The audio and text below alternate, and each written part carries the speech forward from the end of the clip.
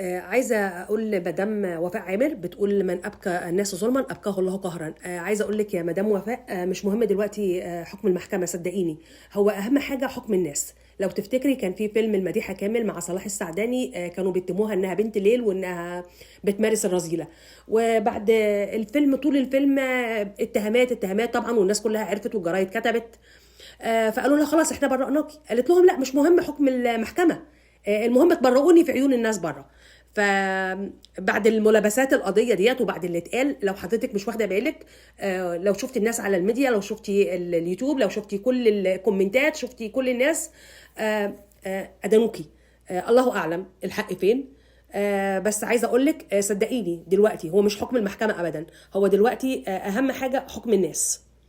تعملي ايه عشان تبرئي نفسك في حكم، في نظر الناس؟ هتقولي مش مهم الناس، مش فارق معايا. لا، هو الناس، الناس مهمين. الناس مهمين، الناس دي احنا عايشين وسطهم وعايشين معاهم، خصوصا لما يكون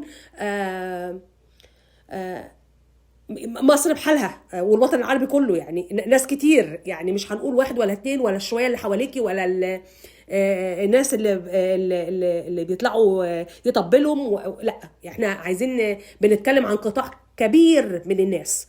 فلو انت مش واخده بالك، انت مدانه في نظر الناس.